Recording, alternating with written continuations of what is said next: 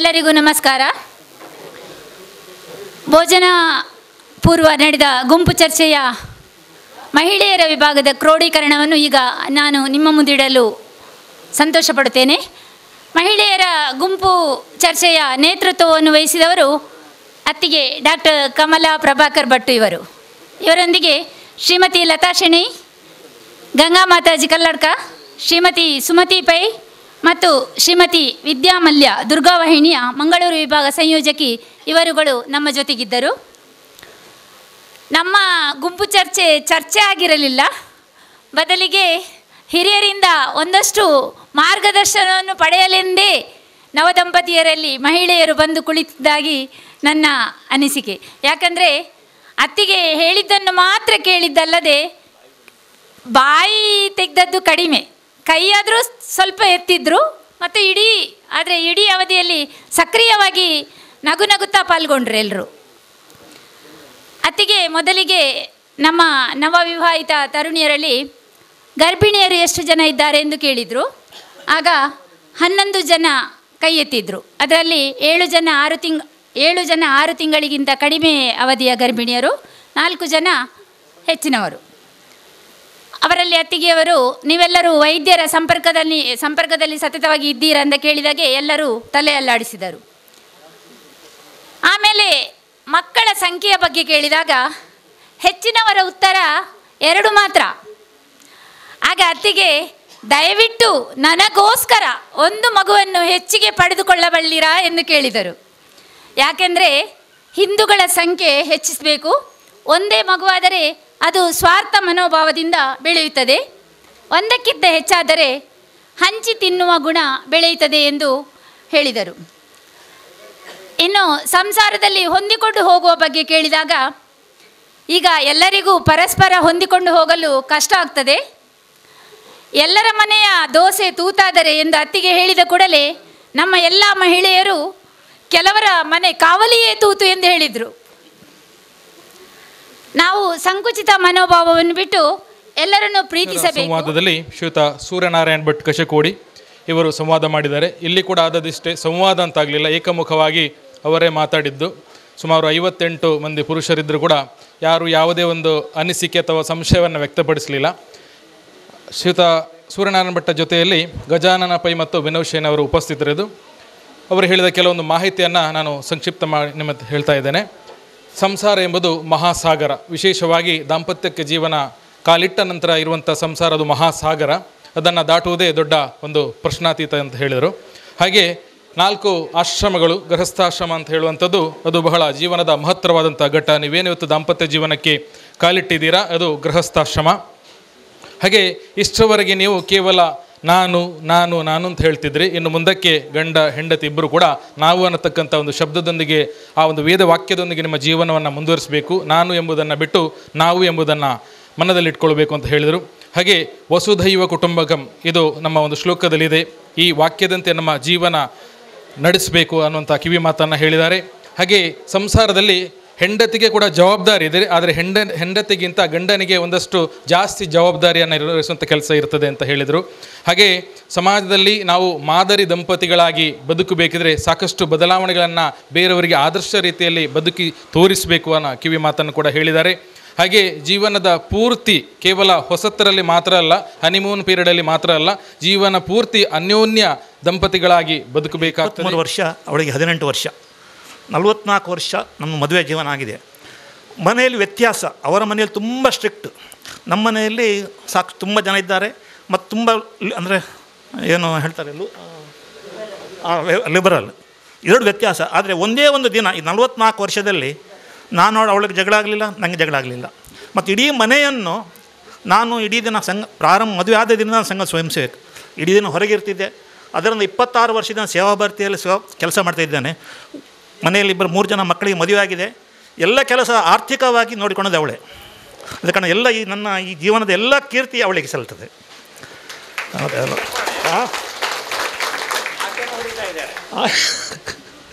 ಈಗಲೂ ನಮಗೆ ಹೇಳ್ತಾರೆ ನೀವು ಹೊಸ ದಂಪತಿ ಆಗಿದ್ದೀರಾ ಅಂತ ಹೇಳಿ, ಅದಕ್ಕೆ ಕಾರಣ ಅವಳೇ. ಎಲ್ಲ ಶ್ರೇಯಸ್ಸು ನನಗೆ ಈ ಜೀವನದಲ್ಲಿ ಈಗ ಎಷ್ಟು ಏನು ಸಿಕ್ಕಿದೆಯಾ ಅದರ ಪೂರ್ತಿ ಶ್ರೇಯಸ್ಸು ಅವಳಿಗೆ ಹೋಗ್ತಾಳೆ ಸಿಗ್ತದೆ. ಬೆಳಿಗ್ಗೆ ನಾವು 4:15 ಗಂಟೆ ಹೇಳ್ತೇವೆ, 5 ಗಂಟೆಗೆ ನನಗೆ ಟಿಫಿನ್ ರೆಡಿ ಆಗ್ತದೆ. ನಾನು 6 ಗಂಟೆವರೆಗೆ ಮನೆ ಬಿಡ್ತೇನೆ ನಾನು. ಮತ್ತು ಬರೋ ರಾತ್ರಿ 6:30 8 ಗಂಟೆ ಆಗ್ತದೆ ಮನೆ ಬರುವಾಗ. ಒಂದೇ ಒಂದು ದಿನ ನೀವು ತಡ ಮಾಡಿ ಬಂದಿದ್ದೀರಿ ಅಥವಾ ನನಗೆ ಎಲ್ಲಿ ಕರ್ಕೊಂಡು ಹೋಗಿ ಅಂತ ಹೇಳಲಿಲ್ಲ. ಆದರೆ ಹೋಗೋದಾದರೆ ನಾವು ಇಬ್ಬರು ಒಟ್ಟಿಗೆ ಹೋಗ್ತೇವೆ. ಇಷ್ಟು ನನ್ನ ಮತ್ತು ಅವಳ ಈ 44 ವರ್ಷದ ಜೀವನದ ಅನುಭವಗಳು. ಮತ್ತು ನಾನು 26 ವರ್ಷದಿಂದ ಸೇವಾಭಾರತಿ ಎಂಬ ಸಂಸ್ಥೆಯಲ್ಲಿ ಕೆಲಸ ಮಾಡ್ಕೊಂಡಿದ್ದೇನೆ. ಸೇವಾಭಾರತಿ ಸಂಸ್ಥೆ ವಿಕಲಾಂಗರಿಗೋಸ್ಕರ ಇರೋ ಸಂಸ್ಥೆ. ಕೆಲವು ತಾಯಂದಿರು ಶುರು ಮಾಡಿದರು. ನಮ್ಮಲ್ಲಿ 10-15 ಥರದ ಚಟುವಟಿಕೆಗಳು ನಡೀತವೆ. ಮುಖ್ಯವಾಗಿ ಚೇತನ ಅಂತ ಹೇಳಿ ವಿಕಲಾಂಗ ಮಕ್ಕಳ ಶಾಲೆ ಕಳೆದ 26 ವರ್ಷದಿಂದ ಮಂಗಳೂರು ಮಹಾನಗರ ನಡೆಸ್ಕೊಂಡು ಬಂದಿದ್ದೇವೆ. ಅದರಲ್ಲಿಂದು 100 ಜನ ಮಕ್ಕಳಿದ್ದಾರೆ. ಡೇ ಸ್ಕೂಲ್, ಬೆಳಗ್ಗೆ ಬರಬೇಕು, ಸಾಯಂಕಾಲ ಅವರ ಮನೆಗೆ ಹೋಗ್ತಾರೆ. ಹಾಗೆ ಅಂಧ ಮಕ್ಕಳಿಗೋಸ್ಕರ Roman Catherine Lobo school for blind ಅಂತ ಹೇಳಿದೆ. ಅದು ಕೂಡ ಪ್ರಾರಂಭ ಆಗಿ 9 ವರ್ಷ ಆಯಿತು. ಅಲ್ಲಿ 30 ಜನ ಮಕ್ಕಳಿದ್ದಾರೆ, ಅಂಧ ಮಕ್ಕಳು, ಪಾರ್ಷಿಯಲ್ ಬ್ಲೈಂಡ್ ಮತ್ತು ಟೋಟಲ್ ಬ್ಲೈಂಡ್.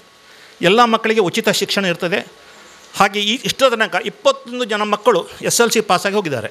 ಅಲ್ಲಿ ಕಲಿಸುವುದು ಕರ್ನಾಟಕ ಸರ್ಕಾರದ ಏನು ಸಿಲೆಬಸ್ ಇದೆಯಾ ಅದೇ ಸಿಲೆಬಸ್ ಇಂಗ್ಲೀಷ್ ಮೀಡಿಯಮ್ ಕಲಿಸ್ತೇವೆ. ಅವರಿಗೆ ಸೈನ್ಸ್ ಮತ್ತು ಮ್ಯಾಥಮೆಟಿಕ್ಸ್ 10ನೇ ತರಗತಿಗಿಲ್ಲ. ಅದರ ಬದಲು ಅವರಿಗೆ ಕಂಪ್ಯೂಟ್ರ್ ಮತ್ತು ಬ್ರೈಲ್ ಲಿಪಿಯನ್ನು ಕಲಿಸ್ತೇವೆ. ಹಿಂದೆ ಬ್ಲೈಂಡ್ ಮಕ್ಕಳಿಗೆ ತುಂಬ ಕಷ್ಟ ಇತ್ತು. ಈಗ ಬ್ರೈಲ್ ಲಿಪಿಯಲ್ಲಿ ಕಂಪ್ಯೂಟರ್ನಲ್ಲಿ ಬಂದಿದೆ.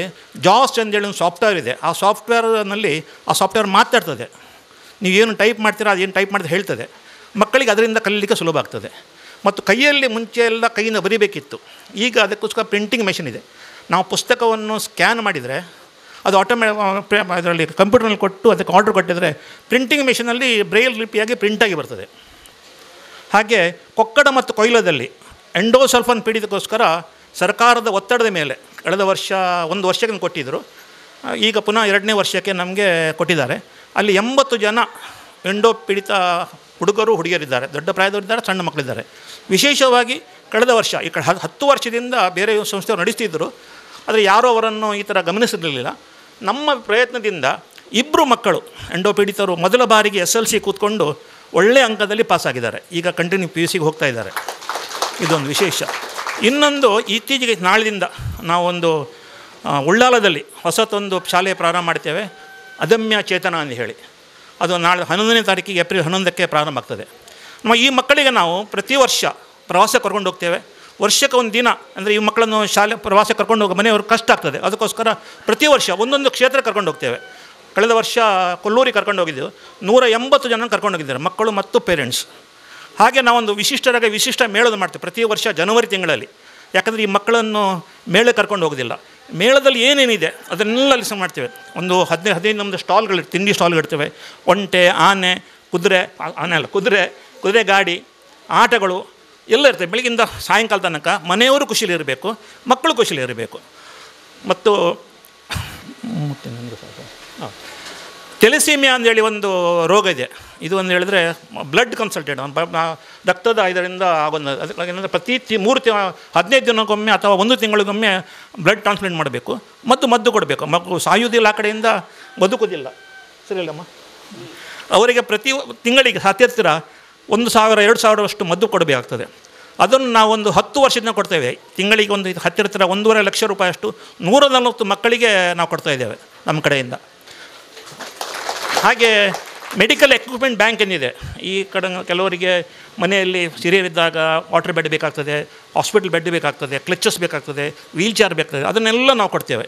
ಅದಕ್ಕೆ ಶುಲ್ಕ ಸಂಗ್ರಹ ಮಾಡೋದಿಲ್ಲ, ನಾಮಿನಲ್ ಬಾಡಿಗೆ ಡೆಪಾಸಿಟ್ ತಗೊಳ್ತೇವೆ, ಹಿಂದೆ ಕೊಂಡಾಗ ತಗೊಳ್ತೇವೆ. ಹಾಗೆ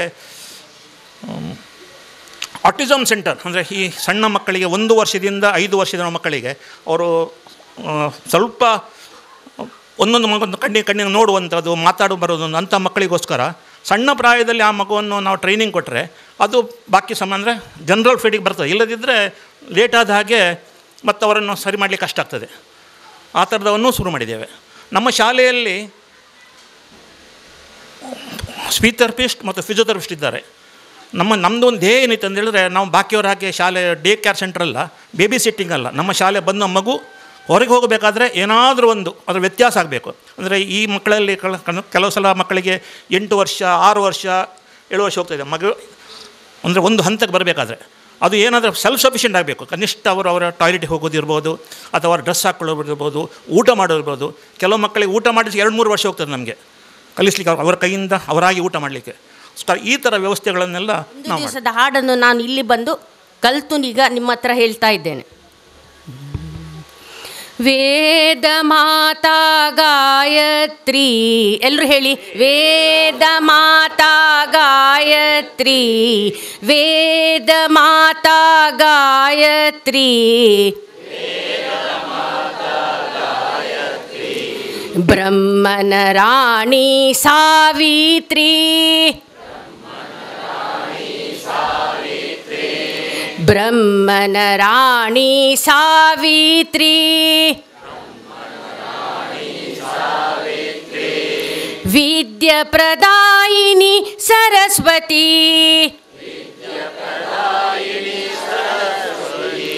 ವಿದ್ಯ ಪ್ರದಾಯಿನಿ ಸರಸ್ವತಿ, ಧಿಯೋ ಯೋ ನ ಪ್ರಚೋದಯಾತ್, ಧಿಯೋ ಯೋ ನ ಪ್ರಚೋದಯಾತ್, ಸಂಧ್ಯಾ ರಾಣಿ ಗಾಯತ್ರಿ,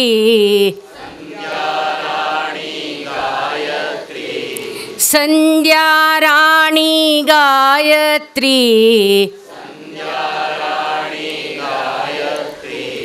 ತ್ರಿಕಾಲ ವಂದಿತೆ ಸಾವಿತ್ರಿ, ತ್ರಿಕಾಲ ವಂದಿತೆ ಸಾವಿತ್ರಿ, ಬುದ್ಧಿ ಪ್ರದಾಯಿನಿ ಸರಸ್ವತಿ, ಬುದ್ಧಿ ಪ್ರದಾಯಿನಿ ಸರಸ್ವತಿ, ಧಿಯೋ ಯೋ ನ ಪ್ರಚೋದಯಾತ್, ಧಿಯೋ ಯೋ ನ ಪ್ರಚೋದಯಾತ್,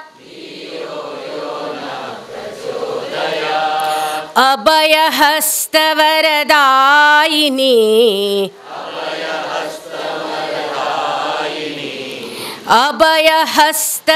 ಅಭಯಹಸ್ತವರದಾಯಿನಿ, ಅರವಿಂದ ಯುಗಳೇ ಅಂಬಿಕೆ, ಅರವಿಂದ ಯುಗಳೇ ಅಂಬಿಕೆ, ಅಂಕುಶ ಕಶಧಾರಿಣಿ, ಅಂಕುಶ ಕಶಧಾರಿಣಿ, ಧಿಯೋ ಯೋ ನ ಪ್ರಚೋದಯಾತ್, ಧಿಯೋ ಯೋ ನ ಪ್ರಚೋದಯಾತ್, ಶಂಖಚಕ್ರ ಗದಾಧಾರಿಣಿ, ಶಂಖಚಕ್ರ ಗದಾಧಾರಿಣಿ, ಶುಭ್ರ ಕಪಾಲಿನಿ ಶಾರದೆ, ಶುಭ್ರ ಕಪಾಲಿನಿ ಶಾರದೆ,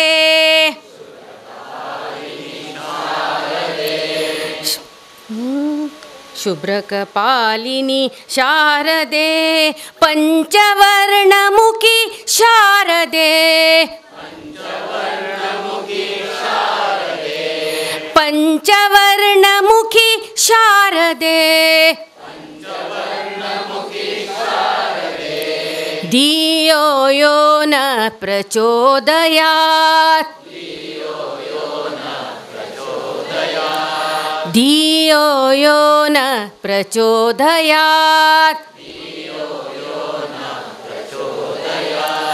ರತ್ನ ಮುಕುಟಧರೆ ರಂಜಿತೆ,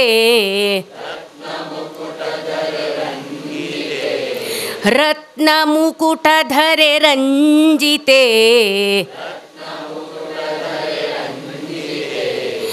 ಇಂದು ವದನೆ ವಾಗ್ದೇವಿಯೇ ಇಂದು ವದನೆ ವಾಗ್ದೇವಿಯೇ ಪ್ರಣವ ತತ್ಪಾರ್ಥ ಪ್ರದಾಯಿನಿ ಪ್ರಣವ ತತ್ಪಾರ್ಥ ಪ್ರದಾಯಿನಿ ಧಿಯೋ ಯೋ ನ ಪ್ರಚೋದಯಾತ್ ಧಿಯೋ ಯೋ ನ ಪ್ರಚೋದಯಾತ್ ವೇದ ಮಾತಾ ಗಾಯತ್ರಿ ಬ್ರಹ್ಮನ ರಾಣಿ ಸಾವಿತ್ರಿ ಬ್ರಹ್ಮನ ರಾಣಿ ಸಾವಿತ್ರಿ ಬ್ರಹ್ಮನ ರಾಣಿ ಸಾವಿತ್ರಿ. ನನ್ನ ಹೆಸರು ದೀಪಿಕಾ ಅಂತ, ಮಂಜನಾಡಿಯಿಂದ ಬಂದಿದ್ದೇನೆ. ಈ ಕಾರ್ಯಕ್ರಮವನ್ನು ನಡೆಸಿಕೊಟ್ಟಿದ್ದ ಅವರಿಗೆ ತುಂಬ ಧನ್ಯವಾದವನ್ನು ಹೇಳಲಿಕ್ಕೆ ನಾನು ಇಚ್ಛಿಸ್ತಾ ಇದ್ದೇನೆ. ಹಾಡು ಹೇಳಿಕೊಟ್ರು, ಅದೆಲ್ಲ ತುಂಬ ಸಂತೋಷ ಆಯಿತು ನಮಗೆ. ಮೊದಲಿಗೆ ಬಂದ ತಕ್ಷಣ ಕಾಲು ತೊಳೆದ್ರು, ಏನೋ ಒಂಥರ ಮುಜುಗರ ಆಯಿತು, ಏನಪ್ಪ ಈ ಥರ ಮಾಡ್ತಿದ್ದಾರೆ ಅಂತೇಳಿ. ನಾನು ಮೊದಲು ಆದರೆ ನಾನು ನೋಡಲಿಲ್ಲ ಈ ಥರದ್ದು. ಹಾಗಾಗಿ ನಂತರ ಗೊತ್ತಾಯಿತು ನಮ್ಮನ್ನು ಲಕ್ಷ್ಮೀನಾರಾಯಣ ಅಂತ ತಿಳಿದು ಅವರು ನಮ್ಮ ಸೇವೆ ಮಾಡ್ತಿದ್ದಾರೆ ಅಂತೇಳಿ. ತುಂಬ ಖುಷಿಯಾಯಿತು.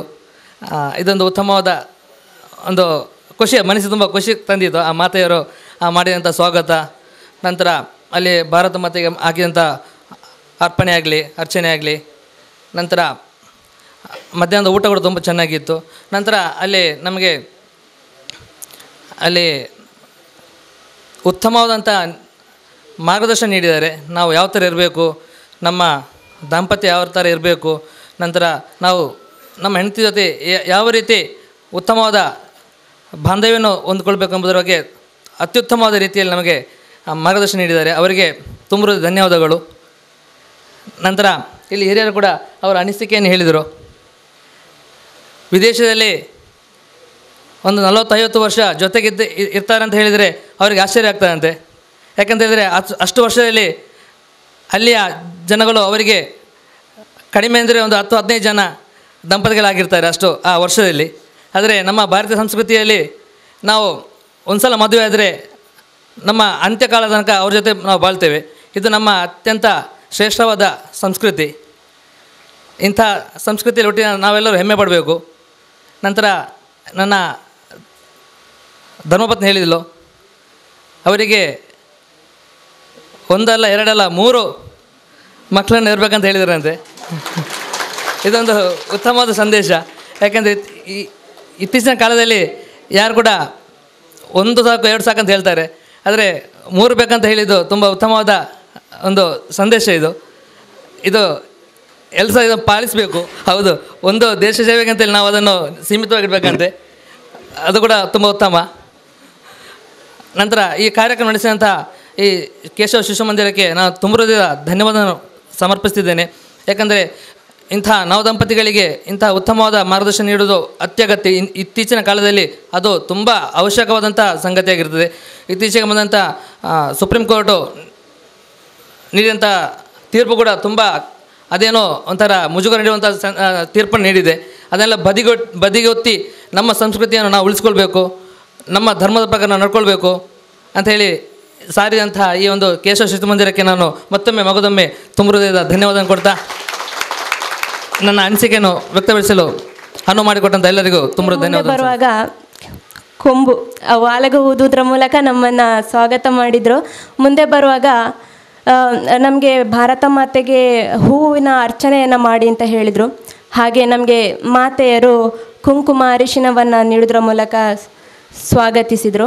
ಹಾಗೆ ಅಷ್ಟೇ ಅಲ್ಲ, ಹೊಟ್ಟೆ ತುಂಬ ತಿಂದು ಬಂದಿದ್ದರೂ ಕೂಡ ಉಪಹಾರ ಇದೆ ಬನ್ನಿ ಬನ್ನಿ ಅಂತ ಸ್ವಾಗತ ಮಾಡಿ ಅಲ್ಲಿಗೆ ಕರ್ಕೊಂಡೋಗಿ ಒಳ್ಳೆಯ ಇಡ್ಲಿ ಸಾಂಬಾರನ್ನು ಕೊಟ್ಟಿದ್ದಾರೆ. ತುಂಬ ಖುಷಿಯಾಯಿತು. ನಂತರದಲ್ಲಿ ಒಳಗೆ ಬಂದು ಕೂತೆವು. ಕೂತ್ಕೊಳ್ಳುವಾಗಲೂ ಅಷ್ಟೇ, ನಾವು ಆದಷ್ಟು ಮುಂದೆನೇ ಕೂತಿದ್ದೆವು, ಸಾಧಾರಣ 2-3ನೇ ರೋದಲ್ಲೇ ಇದ್ದೆವು. ಅಲ್ಲಿಂದಲೂ ನಂತರ ನಮ್ಮ ಹಿಂದ್ಗಡೆನೇ ಎಲ್ಲರೂ ಕೂತಿದ್ರು. ಆದರೂ ನಮ್ಮನ್ನು ಎದುರು ಕೂತ್ಕೊಳ್ಳಿ ಅಂತ ಹೇಳಿ, ಏನು ಭಯ ಅಂತ ಅಲ್ಲ, ನಾನು ಕೂಡ ಒಬ್ಬರು ಶಾಲಾ ಶಿಕ್ಷಕಿಯಾಗಿದ್ದೇನೆ. ಹಾಗೆ ಮುಂದೆ ಬಂದು ಕೂತೆವು. ಬಹಳ ಖುಷಿಯಾಯಿತು. ಪ್ರತಿಯೊಬ್ಬರು ಹಿರಿಯರು ನಮಗೆ ಒಳ್ಳೆಯ ಮಾರ್ಗದರ್ಶನವನ್ನು ನೀಡಿದ್ದಾರೆ. ಕಲ್ಲಡ್ಕ ಶ್ರೀರಾಮ ಸಂಸ್ಥೆ ಅಂದರೆ ನನಗೆ ಏನು ಅಂತ ಗೊತ್ತು, ಯಾಕಂದರೆ ನನ್ನ ತಂಗಿ ಅಲ್ಲೇ ಕಲ್ತಿದ್ದಾಳೆ. ಅಲ್ಲಿಯ ಹಿರಿಯ ಮಾತೆ ನಮ್ಮ ಜೊತೆಗಿದ್ದಾರೆ ಎಂಬುದೇ ನಮಗೆ ಹೆಮ್ಮೆಯ ವಿಷಯ. ಯಾಕಂದರೆ ಎಷ್ಟು ವಯಸ್ಸಾದರೂ ಕೂಡ ಒಳ್ಳೆ ಲವಲವಿಕೆಯಿಂದ ನಮ್ಮ ಜೊತೆ ಭಾಗವಹಿಸಿರ್ತಾರೆ. ಅಷ್ಟೇ ಅಲ್ಲ, ಸರ್ ಕೂಡ ಇದ್ದಾರೆ. ಅವರು ಒಳ್ಳೆ ಲವಲವಿಕೆಯಿಂದ ನಮ್ಮ ಯುವಕರಿಗೆಲ್ಲ ಶಕ್ತಿ ತುಂಬೋ ಕೆಲಸವನ್ನು ಮಾಡ್ತಾ ಇದ್ದಾರೆ. ಬಹಳ ಖುಷಿಯಾಯಿತು.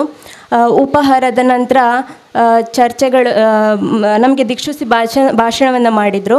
ಅದರಲ್ಲಿ ಒಳ್ಳೆಯ ಅಂಶವನ್ನು ನಮಗೆ ಹೇಳಿದ್ದಾರೆ. ತದನಂತರ ಗುಂಪು ಚರ್ಚೆಯಲ್ಲಿ ಕೂಡ ಹಾಗೆಯೇ ನಾವೆಲ್ಲರೂ ಕೂತ್ಕೊಂಡು ಅವರು ಹೇಳುವಂಥ ಎಲ್ಲ ಪ್ರತಿಯೊಂದು ಮಾತನ್ನು ಕಿವಿಗೊಟ್ಟು ಆಲಿಸಿದೆವು. ಅಲ್ಲಿ ಕೂಡ ಹಾಗೆ ಅದೇ ಮಕ್ಕಳ ವಿಷಯವನ್ನು ಹೇಳಿದರು. ಅದು ಯಾವುದೇ ಸಂಕೋಚ ಪಡುವಂಥ ವಿಷಯ ಅಲ್ಲ ಅಂತಲೂ ಹೇಳಿದ್ದಾರೆ. ನಾವು ಯಾವುದು ಫ್ಯಾಷನಿಗೆ ಅತಿ ಮಹತ್ವವನ್ನು ಕೊಡದೆ, ನಾವು ನಮಗೆ ದೇವರು ನಮಗೆ ಕೊಡುವಂತಹ ಮಕ್ಕಳನ್ನು ಒಳ್ಳೆ ರೀತಿಯಲ್ಲಿ ಪಾಲಿಸ್ತಾ ಹೋಗಬೇಕು ಅಂತ ಎಂಬುದನ್ನು ಕೂಡ ನಮಗೆ ತಿಳಿಸಿ ಹೇಳಿದರು. ನನ್ನ ಹೆಸರು ವಿನುತಾ. ನಾನು ಕಲಿತದ್ದು ಶ್ರೀರಾಮದಲ್ಲಿಯೇ. SSLCಯಿಂದ BCom ನಾನು ಅಲ್ಲಿಯೇ ಕಲಿತೆ. ಹಾಗಾಗಿ ಮೊನ್ನೆ ನನಗೆ ಅಲ್ಲಿ ನಡೆದ ನವದಂಪತಿ ಸಮಾವೇಶಕ್ಕೆ ಕರೆದಿದ್ದರು. ನನಗೆ ಹೋಗ್ಲಿಕ್ಕಾಗಲಿಲ್ಲ. ಆದರೆ ನಾನು ಇವರ ಹತ್ರ ನನ್ನ ಗಂಡನ ಹತ್ರ ಹೇಳಿದೆ, ಹೋಗಬೇಕಿತ್ತು.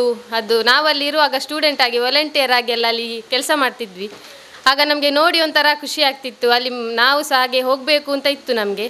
ಆದರೆ ಹೋಗ್ಲಿಕ್ಕಾಗಲಿಲ್ಲ ಅಂತ ಒಂದು ಬೇಸರ ಇತ್ತು. ಅದೇ ದಿವಸ ನಮ್ಮ ಮನೆಗೆ ಇವರು ರವಿಚಂದ್ರನ್ ಬಗಂಬಿಲ ಅವರು ಬಂದು ಹೇಳಿದರು, ಹೀಗೆ ಒಂದು ಪ್ರೋಗ್ರಾಮ್ ಉಂಟು ಅಂತ. ಆಗ ನಾನು ಇವರ ಹತ್ರ ಹೇಳಿದ್ದೆ, ನಾವು ಅಲ್ಲಿ ಹೋಗುವ ಅಂತ.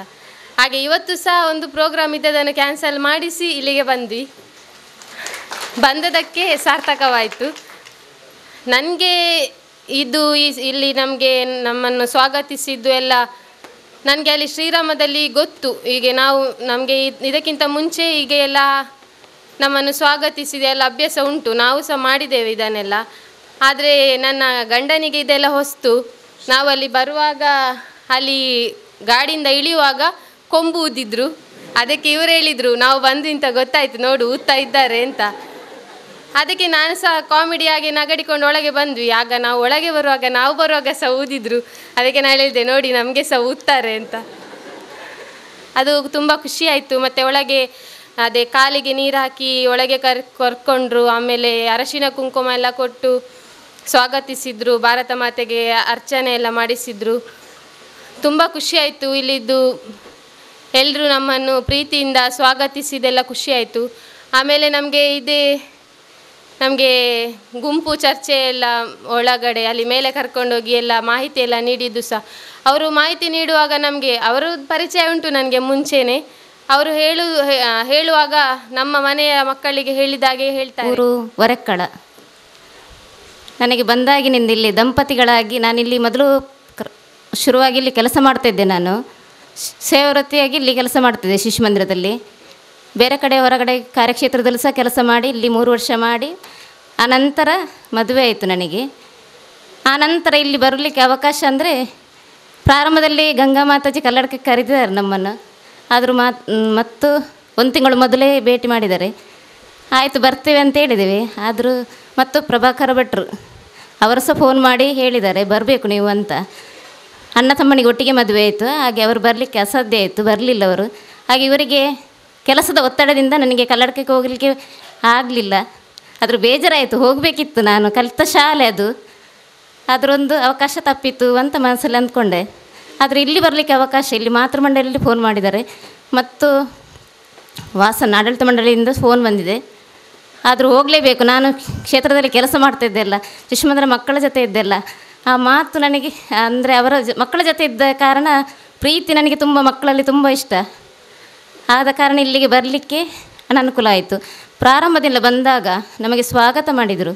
ಕಣ್ಣಲ್ಲಿ ನೀರು ಬಂತು, ಬೇಜಾರಾಯಿತು. ನಾನು ಕಿರಿಯಳಾಗಿ ನಾನು ಹಿರಿಯರಿಂದ ನಾನು ಖಾಲಿ ನೀರು ಹಾಕ್ಕೊಂಡಲ್ಲ ಅಂತ ಮತ್ತೊಂದು ಖುಷಿಯಾಯಿತು. ಮದುವೆಯಾಗಿ ಬಂದಿದ್ದೇನಂತ ಅಲ್ಲೇ ಮತ್ತು ಇಲ್ಲಿದ ವ್ಯವಸ್ಥೆ ಎಲ್ಲ ತುಂಬ ಚೆನ್ನಾಗಿತ್ತು. ಸಂಸ್ಕಾರದ ಶಿಕ್ಷಣ ಪಡ್ಕೊಂಡಿದ್ದರಿಂದ ನನಗೆ ಮದುವೆಯಾಗಿ ಹೋದ ಮನೆಗೆ ಏನು ಕಷ್ಟ ಎನಿಸಿಲ್ಲ. ಅದ್ರ ಒಳಗೆ ಬೆಳಿಗ್ಗೆ ಬೇಗ ಇಲ್ಲಿ ಒಂಚೂರು 5 ಹೇಳ್ತಾ ಇದ್ದೆ ನಾನು. ಅಲ್ಲಿ ಹೋದ್ಮೇಲೆ 5 ಗಂಟೆಗೆ ಹೇಳಬೇಕಾದ್ವಿ, 5:30 ಬಸ್ಸಿಗೆ ಹೋಗಬೇಕಿತ್ತು, ಕೆಲಸಕ್ಕೆ ಹೋಗ್ತಾರೆ. ಆದ ಕಾರಣ 5 ಗಂಟೆಗೆ ಎದ್ದು ಚಹಾ ಮಾಡಿ ಕೊಟ್ಟು ಮತ್ತೆಲ್ಲ ಕೆಲಸ ಮಾಡ್ತಾ ಇದ್ದೆ. ನಾನು ಬೇರೊಂದು ಮನೆಗೆ ಬಂದಿದ್ದೇನೆ. ಇದು ನನಗೆ ಇವತ್ತು ನನ್ನ ಮನೆಯ ಫೀಲ್ ಕೊಡ್ತಾ ಉಂಟು ಇಲ್ಲಿ. ಯಾಕೆಂತ ಹೇಳಿದರೆ ಇಲ್ಲಿ ಕೂತು ಊಟ ಮಾಡಿದ್ದಿರ್ಬೋದು, ಇಲ್ಲಿ ನನಗೆ ಸ್ವಾಗತ ಮಾಡಿದ್ದಿರ್ಬೋದು, ಎಲ್ಲವೂ ನನ್ನ ಮನೆಯ ಫೀಲಿಂಗನ್ನು ಕೊಟ್ಟಿದೆ ನನಗೆ. ಇನ್ನೊಂದು ವಿಷಯ ಏನು ಅಂತ ಹೇಳಿದರೆ, ನಾನು ಒಂದು RSS ಮನೆಯಿಂದ ಬಂದವನು, ನನ್ನ ಹೆಂಡತಿ ಕೂಡ RSS ಮನೆಯಿಂದಲೇ ಬಂದವಳು. ನಮಗೆ ಇದು ಹೊಸತಲ್ಲ, ಆದರೂ ಒಂದು ನಾವು ಯಾಕೆಂತ ಹೇಳಿದರೆ ಮನೆ ಬಿಟ್ಟು ಇರುವ ಕಾರಣ, ನಾನು ಮತ್ತು ನನ್ನ ಹೆಂಡತಿ ಮಂಗಳೂರಲ್ಲಿರೋದು. ನಮ್ಮ ಮನೆ ಮಂಗಳೂರಿಂದ 35 ಕಿಲೋಮೀಟ್ರ್ ಹೋಗಬೇಕು, ದಿನ ಅಪ್ ಆ್ಯಂಡ್ ಡೌನ್ ಮಾಡಲಿಕ್ಕೆ ಆಗುವುದಿಲ್ಲ. ಇಂಥ ಪರಿಸ್ಥಿತಿಯಲ್ಲಿ ನಾವು ಹೊರಗಿರುವಾಗ ಇವತ್ತು ಆದಿತ್ಯವಾರ ನಾವು ನಮ್ಮ ಮನೆಗೆ ಬಂದ ಫೀಲ್ ಬಂತು. ಇದು ನಾನು ಹೇಳಬೇಕಾದಂತಹ ಒಂದು ವಿಷಯ. ಇನ್ನು ಇಲ್ಲಿ ಹೇಳಿದಂಥ ನಮಗೆ ಪುರುಷರ ಬೈಠಕಲ್ಲಿ ಹೇಳಿದಂತಹ ಮಾತುಗಳು ತುಂಬ ಸತ್ಯ ಅನಿಸ್ತು ನನಗೆ. ಯಾಕೆಂತ ಹೇಳಿದರೆ ನನ್ನ ಹೆಂಡತಿ ನನ್ನ ಹತ್ರ ಯಾವಾಗಲೂ ಹೇಳ್ತಾಳೆ, ನೀನು ನನಗೆ ಟೈಮ್ ಕೊಡಬೇಕು, ನೀನು ನನಗೆ ಟೈಮ್ ಕೊಡಬೇಕು, ನನ್ನ ಹತ್ರ ಕೂತು ಮಾತಾಡಬೇಕು ಅಂತೇಳಿ. ನಾನು ನನ್ನ ಕೆಲಸಗಳಲ್ಲೇ ಬ್ಯುಸಿ ಇರ್ತೇನೆ ಹೆಚ್ಚಾಗಿ. ಅದು ಹೌದು ಅಂತ ಇವತ್ತು ಅನಿಸ್ತು. ನಾನು ಈ ಕ್ಷಣದಲ್ಲಿ ನಾನು ನನ್ನ ಹೆಂಡತಿಗೆ ಸಾರಿ ಕೇಳ್ತೇನೆ. ಎಲ್ಲಿ ನನಗೆ ಕೊಡಲಿಕ್ಕೆ ಆಗಲಿಲ್ಲ ಟೈಮು, ಆ ಟೈಮನ್ನು ಮುಂದಿನ ದಿನಗಳಲ್ಲಿ ಖಂಡಿತವಾಗಿಯೂ ಕೊಡ್ತೇನೆ ಅಂತ ಹೇಳುವ ಭರವಸೆಯನ್ನು ಕೊಡ್ತೇನೆ. ಯಾಕೆಂತ ಹೇಳಿದರೆ ಅವರು ಹೇಳಿದ್ದು ಎಲ್ಲವೂ ನನಗೆ ಹೇಳಿದಂಗಿತ್ತು. ಅವರು ಹೇಳಿದ ಪ್ರತಿಯೊಂದು ಮಾತು ನನಗೆ ಹೇಳಿದಂಗಿತ್ತು. ಅವಳು ಮನೆ ಬಿಟ್ಟು ಬಂದು, ಹೌದು ಅವಳ ಮನೆಯಲ್ಲಿ ಅವಳ ಅಪ್ಪ ಅವಳನ್ನು ಅಷ್ಟು ಚೆಂದವಾಗಿ ನೋಡಿಕೊಂಡಿದ್ದಾರೆ. ಇವತ್ತು ಇದು ಬೇರೆ ಎನ್ವಿರಾನ್ಮೆಂಟ್, ನನ್ನ ಮನೆ ಅಂತ ಹೇಳೋದು ಅವಳಿಗೆ ಬೇರೆ ಎನ್ವಿರಾನ್ಮೆಂಟು. ಆ ಎನ್ವಿರಾನ್ಮೆಂಟಲ್ಲಿ ಅವಳಿಗೆ ತುಂಬ ಕಷ್ಟ ಆಯಿತು, ಅದು ನನಗೆ ಗೊತ್ತುಂಟು.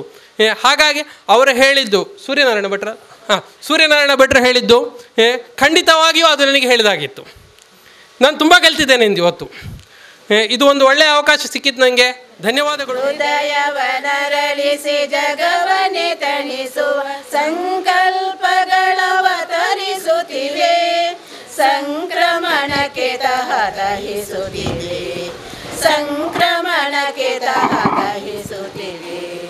ಶೋಧಿಸಿ ಸೋಲಿನ ಮೂಲಗಳ, ಭೇದಿಸಿ 100 ಸವಾಲುಗಳ, ಶೋಧಿಸಿ ಸೋಲಿನ ಮೂಲಗಳ, ಭೇದಿಸಿ 100 ಸವಾಲುಗಳ, ಛೇದಿಸಿ ಛಲವ ಭೇದಿಸಿ ಬಲವ, ಸಾಧಿಸಿ ತರುವೆವು ಜಯದೊಲವ.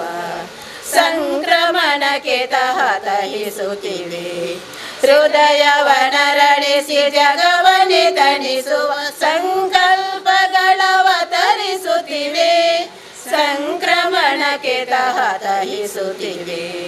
ವೈದಿಕರಾಳಿದ ಗಣರಾಜ, ತ್ರೇತೆಯ ರಾಮನ ಸಾಯುಧ್ಯ, ವೈದಿಕರಾಳಿದ ಗಣರಾಜ, ತ್ರೇತೆಯ ರಾಮನ ಸಾಯುಧ್ಯ. ಮರಳಿದರೆಗೆ ಕಾಲದ ಕರೆಗೆ, ಕರಗಲಿ ಭ್ರಮೆಯ ಕರಾಳ ಹೋಗಿ, ಸಂಕ್ರಮಣಕ್ಕೆ ತಹತಹಿಸುತ್ತಿವೆ. ಹೃದಯವನರಳಿಸಿ ಜಗವನೆ ತಣಿಸುವ ಸಂಕಲ್ಪಗಳವತರಿಸುತ್ತಿವೆ, ಸಂಕ್ರಮಣಕ್ಕೆ ತಹತಹಿಸುತ್ತಿವೆ.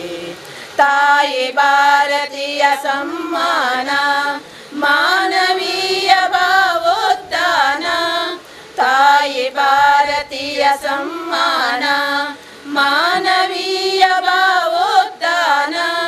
ಸತ್ಯದ ಮನನ ಧರ್ಮಾಚರಣ, ವೀರರಿಗಿದು ಪಂಥಾಹ್ವಾನ.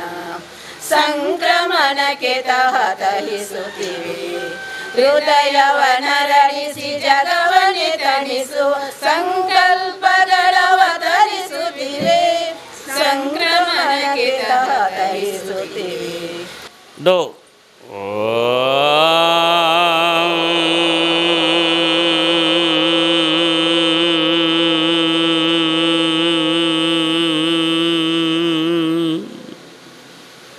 ಈ ದೋ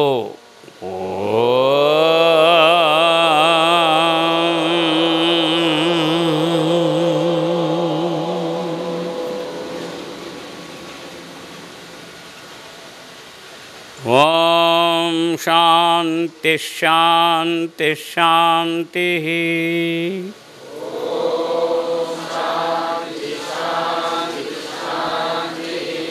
ಹಾಗೆ ಕಣ್ಮುಚ್ಕೊಂಡಿರಿ. 2-3 ಶ್ಲೋಕಗಳನ್ನು ಹೇಳ್ಕೊಡ್ತೀನಿ, ಎಲ್ಲರೂ ಹೇಳಬೇಕು. ಕೇವಲ ಹೇಳೋದಷ್ಟೇ. ಕರಾಗ್ರೇ ವಸತೆ ಲಕ್ಷ್ಮೀ ಕರಮಧ್ಯೆ ಸರಸ್ವತಿ ಕರಮೂಲೆ ಸ್ಥಿತಾ ಗೌರಿ ಪ್ರಭಾತೆ ಕರದರ್ಶನಂ. ಇದನ್ನು ಬೆಳಿಗ್ಗೆ ಎದ್ದು ಉಪಹಾರ ಸ್ವೀಕಾರ ಮಾಡಿದ ನಂತರ ಹೇಳಬೇಕು, ರಾತ್ರಿ ಮಲಗುವ ಮುಂಚೆ ಹೇಳಬೇಕು, ಎದ್ದು ಕೂಡಲೇ ಹೇಳಬೇಕು. ಸಮುದ್ರ ವಸನೆ ದೇವಿ ಪರ್ವತಸ್ತನ ಮಂಡಲೆ ವಿಷ್ಣು ಪತ್ನಿ ನಮಸ್ತುಭ್ಯಂ ಪಾದಸ್ಪರ್ಶಂ ಕ್ಷಮಸ್ವ ಮೇ. ಓಂ ಸಹನಾ ಭವತು ಸಹನೌ ಭುನಕ್ತು ಸಹ ವೀರ್ಯಂಕರವಾವಹೈ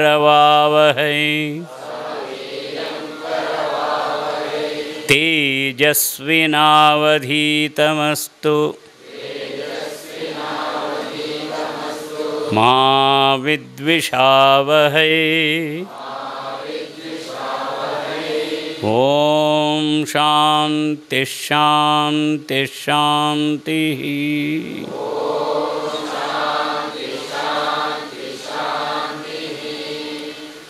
ಸರ್ವೇ ಭವಂತು ಸುಖಿನಃ ಸರ್ವೇ ಸಂತು ನಿರಾಮಯಾಃ ಸರ್ವೇ ಭದ್ರಾಣಿ ಪಶ್ಯಂತು ಮಾ ಕಶ್ಚಿತ್ ದುಃಖಭಾಗ್ ಭವೇತ್. ಓಂ ಶಾಂತಿ ಶಾಂತಿ ಶಾಂತಿ.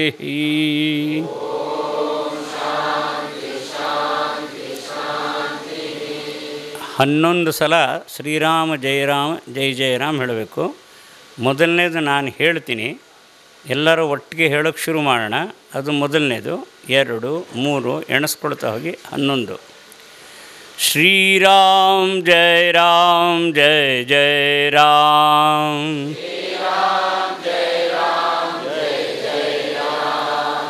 ಶ್ರೀರಾಮ್ ಜಯ ರಾಮ್ ಜಯ ಜಯ ರಾಮ್ ಶ್ರೀರಾಮ ಜಯ ರಾಮ ಜಯ ಜಯ ರಾಮ್ ಶ್ರೀರಾಮ ಜಯ ರಾಮ ಜಯ ಜಯ ರಾಮ್ ಶ್ರೀರಾಮ ಜಯ ರಾಮ ಜಯ ಜಯ ರಾಮ್ ಶ್ರೀರಾಮ ಜಯ ರಾಮ ಜಯ ಜಯ ರಾಮ್ ಶ್ರೀರಾಮ ಜಯ ರಾಮ ಜಯ ಜಯ ರಾಮ್ ಶ್ರೀರಾಮ ಜಯ ರಾಮ ಜಯ ಜಯ ರಾಮ್ ಶ್ರೀರಾಮ ಜಯ ರಾಮ ಜಯ ಜಯ ರಾಮ್ ಶ್ರೀರಾಮ ಜಯ ರಾಮ ಜಯ ಜಯ ರಾಮ್ ಶ್ರೀರಾಮ ಜಯ ರಾಮ ಜಯ ಜಯ ರಾಮ್.